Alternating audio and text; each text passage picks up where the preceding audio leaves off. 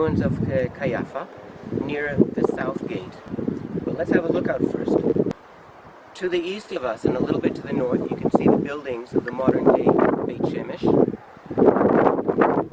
If we go south, right, you can see Nativ HaLamed-Hey, it's the path of the 35.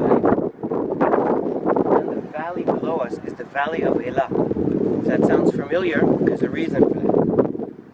On the other side of the valley, you can see a small hill with like a lighter green without trees. It's more like a low plant. There was the old city of Sukkot. We'll get to that later too. The valley of Elah runs below us all the way down here. And further to the west, just out of our view right now, is Tel Azekah, the ancient city of Azekah. So what is this place? Why do these names sound so familiar? This is the site, down in the valley below, is the site of the battle between David and Goliath. Now, the Philistines gathered together their armies to battle. And they were gathered together at Sukkot, remember, just east of us over there, which belonged to Judah, and pitched between Sukkot and Azekah, which is to the west of us. And Saul and the men of Israel were gathered together and pitched in the vale of Elah. That's the valley below us is Elah. And set the battle in array against the Philistines. And the Philistines stood on the mountain on the one side, and Israel stood on the mountain on the other side, and there was a valley between them. In other words, the two armies had reached a stalemate. Each army, in order to attack the opposing army, had to go down into the valley, cross the valley, and then work their way uphill into the opposing army. In other words, by the time they get there, they're already out of breath, and they're at a height disadvantage. So neither army wanted to be the first one to move. The Philistines came up with a solution. And there went out a champion from the camp of the Philistines, named Goliath of Gath, whose height was 6 cubits and a span. Now this guy was a giant. He was about 2.5 to 3 meters tall. And he had a helmet of brass upon his head, and he was clad with a coat of mail, and the weight of the coat was 5,000 shekels of brass. That's about 50 or 60 kilograms. That's really heavy. And he had greaves of brass upon his legs, and a javelin of brass between his shoulders, and the shaft of his spear was like a weaver's beam. This guy was armed to the teeth. And his shield bearer went before him. That's important to remember. And he stood and he cried unto the armies of Israel, and said unto them, Why do you come out and to set your battle in array? Am I not a Philistine, and you servants to Saul? Choose you a man for you, and let him come down to me. If he be able to fight with me and kill me, then we will be your servants. But if I prevail against him and kill him, then shall ye be our servants and serve us. And the Philistines said, I do taunt the armies of Israel this day. Give me a man, that we may fight together. And when Saul and all the army of Israel heard the words of the Philistine, they were dismayed and greatly afraid. So where were we? Saul and the armies of Israel are on this side of the hill. The Philistines are on the opposite side of the valley of Elah. In between is Goliath, and the Israelites are greatly afraid. Okay, now, David, who was a young boy at the time, and a shepherd for his father's sheep, came down. He was sent by his father to come down and bring food and bread and cheese and so on to his brothers who were in the army. And he arrives here to see this stalemate going on. Every day, Goliath would go down into the valley and wait for a champion of Israel. Nobody's coming. In the evening, he would go back. The following day, the whole story would repeat itself.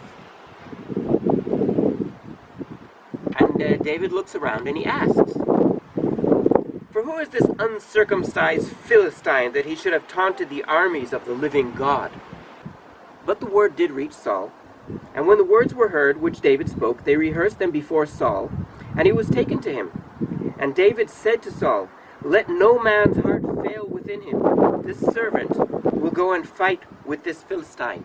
In other words, David's saying, Don't worry, I might be a little boy, but I'm going to go and fight the giant Goliath. And Saul said unto David, Thou art not able to go against the Philistine to fight with him, for thou art but a youth, and he is a man of war from his youth.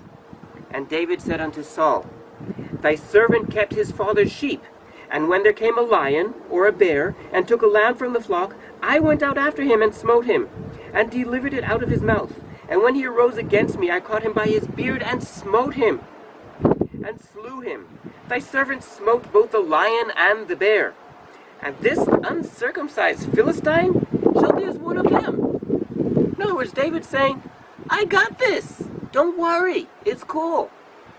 This isn't a bear. This isn't a lion. This is a man. Now, he sees he can't convince Saul yet. So he continues.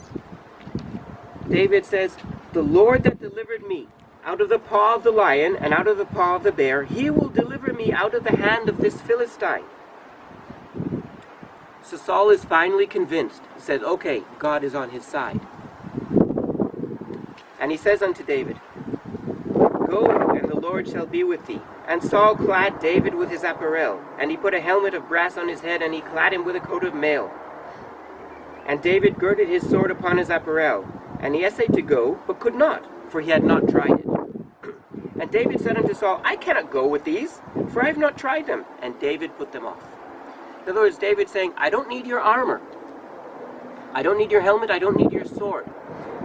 Maybe he knew something that Saul didn't see.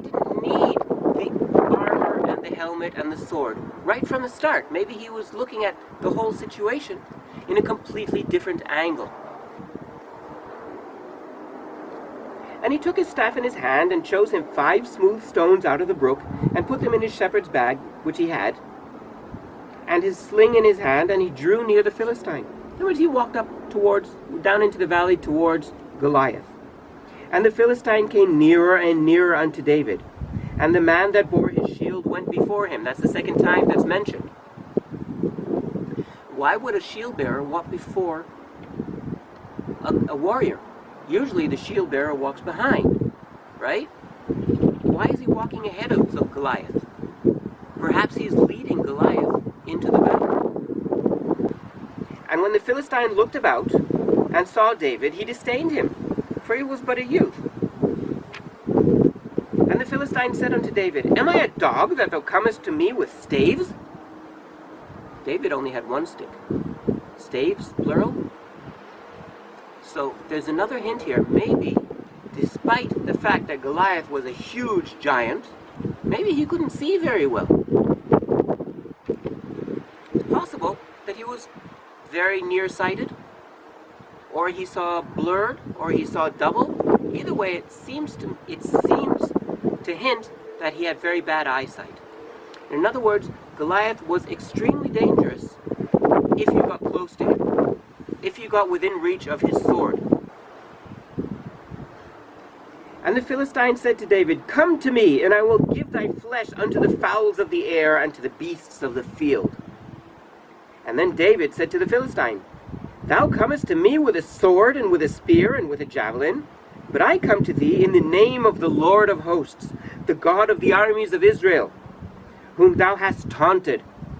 This day will the Lord deliver thee into my hand, and I will smite thee and take thy head from thee. And I will give thee the carcass of the hosts of the Philistine this day unto the fowls of the air and to the wild beasts of the earth, that all the earth may know that there is a God in Israel, and that all this assembly may know that the Lord saveth not with sword and spear, for the battle is the Lord's, and he will give you into our hand.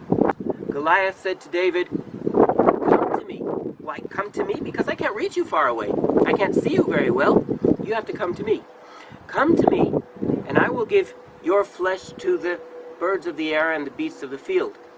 Now David answered him, I'm going to kill you, and I'm going to give the whole host of Philistines to the birds of the air and the beasts of the field.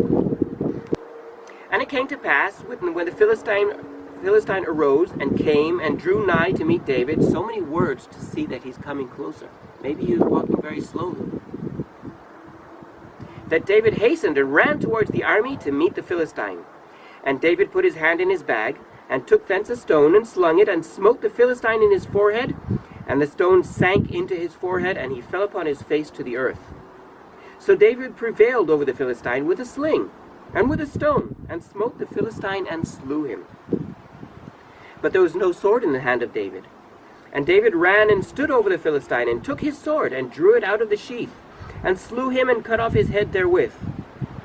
And when the Philistines saw that their mighty man was dead, they fled. And the men of Israel and Judah arose and shouted, and pursued the Philistines, until they came to the valley, and to the gates of Ekron. And the wounded of the Philistines fell down by the way to Shaaraim, even unto Gath and unto Ekron.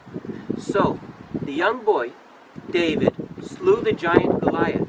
But is this a story? The story of David and Goliath is that the small, the weak, can sometimes persevere over the giant, powerful.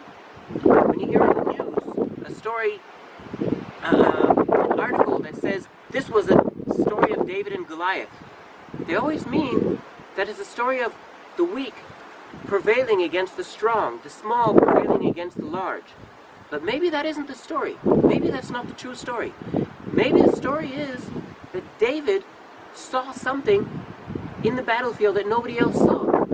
David saw that Goliath was a great big slow lumbering giant, and he's very exposed to David's weapon. In other words, Goliath is this really great big bear of a man. David has a sniper's rifle of the time. He has the sling, and he's not just got the sling, he's an expert sling user. He's an expert at this tool. He slew lions and bears with this tool, with this weapon. Now we know from medieval drawings that the sling is an extremely powerful weapon. A good slinger can hit a target 200 meters away. A good slinger, there are tapestries in Europe from medieval times that shows slingers taking down birds in flight. David wasn't a good slinger. David was an expert slinger. So he never intended to come close to Goliath right from the start. In other words, he won the battle way before it began, but he was the only one to see this. So maybe the story isn't the small that prevail against the big, but rather know thy enemy. Rather, know your enemy's weaknesses and know your own strengths. And all that story happened down here in the Valley of Elah.